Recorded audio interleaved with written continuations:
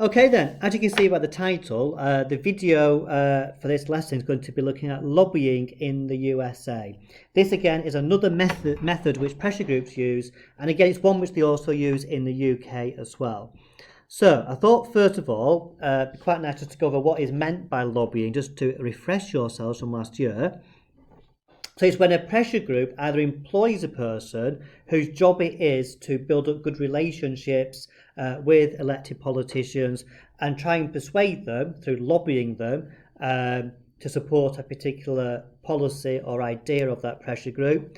Or alternatively, you can get lobbying companies. You get companies who hire professional lobbyists, and pressure groups will go to that lobbying firm and say, look, can you please use your expertise to lobby Congress for this or for that. So that is what lobbying is. So it's when you try to persuade a decision maker to support a certain idea or policy.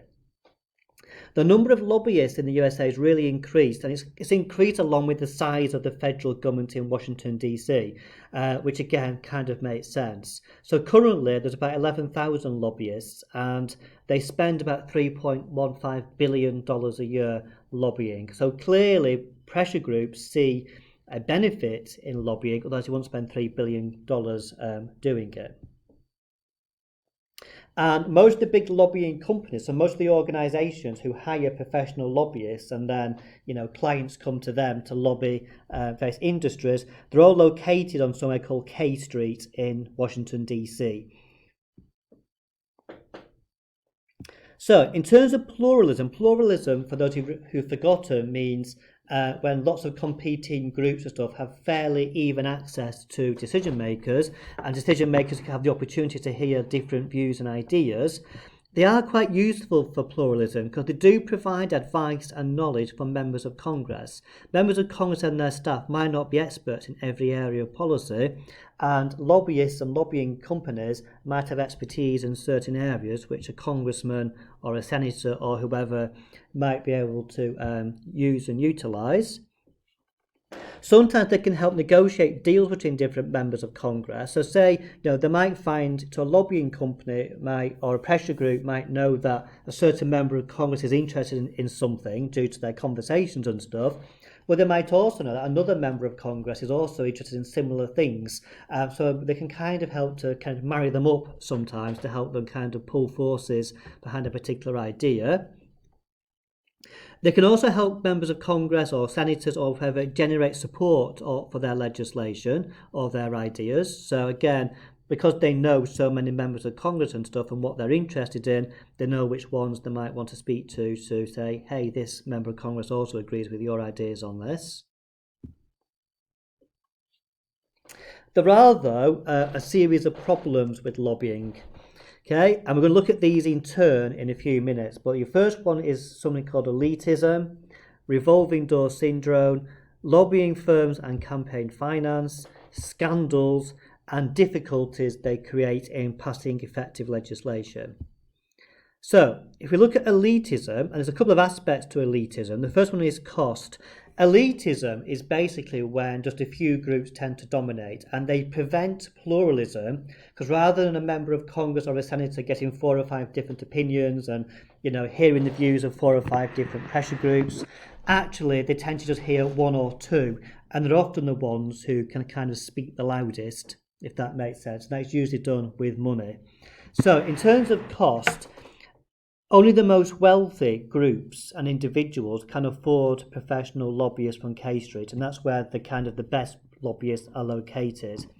On average, a lobbyist's income is about $100,000 a year. So if you're a lobbying company, you can imagine how much you're going to charge clients, different pressure groups, to actually use your services to lobby Congress in favour of activities that you want to do. Lots and lots of small pressure groups cannot afford this. They cannot afford to hire their own lobbyists, and they definitely cannot afford to hire a lobbying company to do things on their behalf. So immediately it cuts out, in many ways, some of the smaller, less wealthy pressure groups. To give you some idea on the number of lobbyists involved in stuff, Obamacare in 2009, 4,525 lobbyists were officially involved in the process of that piece of legislation, paid for by 1,700 businesses. who spent $3 billion. Clearly, huge sums of money are involved in these activities. And again, this also helps create elitism. What is a small pressure group in, say, I don't know, North Dakota or something? They've got no chance of competing with these big groups who are paying all these lobbyists who are then meeting up with members of Congress and stuff. So it's not only is it preventing members of Congress from hearing possibly quite legitimate views from smaller groups, but it's also creating all this cost and money and allowing just the small groups to actually dominate the lobbying process. And as I just said, such resources are not available to many different groups. Right, the other issue you get is elitism. It's to do with iron triangles, okay? Now, this is the relationship between a government department, a pressure group, and a congressional committee. Now, again, this is quite elitist because, again, it's the same with those insider groups in Britain. In fact, there are some similarities here with some British things. We know, like insider groups like the British Medical Association.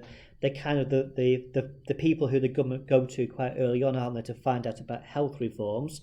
Well, this is a bit more formal, but basically the government department might have a close relationship with a couple of pressure groups. The committee which deals with that government department in Congress may also have strong ties with that same small group of pressure groups. And so they form like a very cosy three-way relationship. So, for example, the Government Department of Veterans Affairs has quite a close relationship, or the insider pressure group for Veterans Affairs, whose name I've just now forgotten doing this video. I've got quite close links with the government department. They've also got quite close links with the Congressional Committee, which looks at Veterans Affairs. So there's quite a close relationship. The industrial military complex is another one where the Department of Defense has got quite close links with some of the big industries and manufacturers who produce weapons and stuff, who also have quite a close relationship with the Congressional Committee dealing with defence. If you want some examples of the problems, in 2012 the Obama administration wanted to save $2 billion on the defence budget by cancelling a drone contract by this company Northrop Grumman.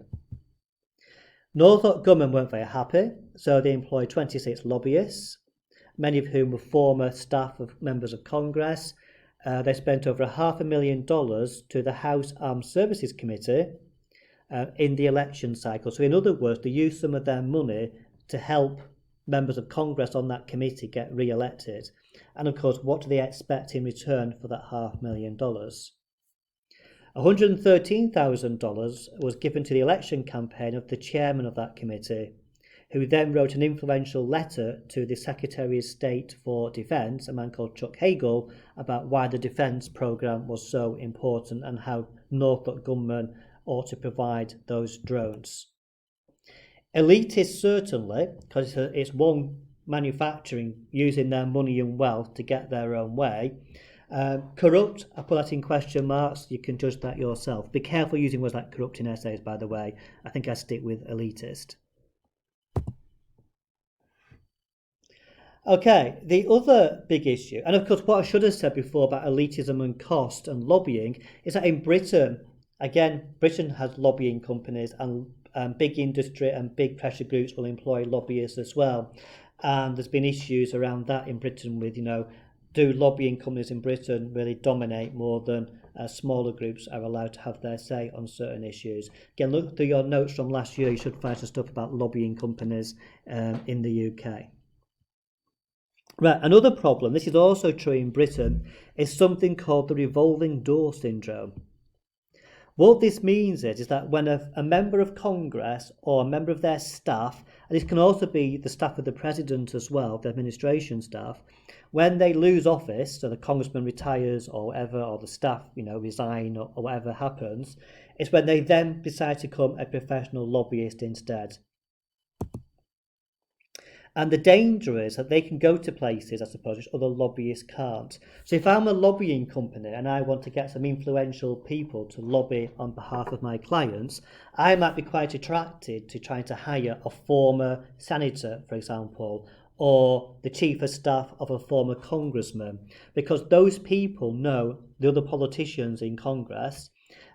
Some of them may have been friendly with some of those other politicians in Congress. They've got a lot of contacts, basically, and that is very valuable to me as a lobbying company, because these people can speak to other members of Congress, or they might know what their kind of issues and concerns are, which I can then use to benefit my client who wants to lobby Congress on behalf of something. And again, as a consequence, these people, they charge a lot of money, former members of Congress, to be hired as lobbyists. They don't do it for cheap, which again prevents smaller pressure groups, or those groups with less money, from accessing the corridors of power in the same way as these former members of Congress.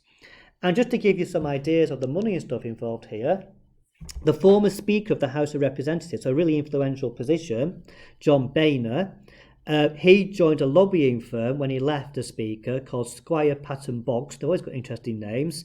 That spends $19 million per annum involved in lobbying.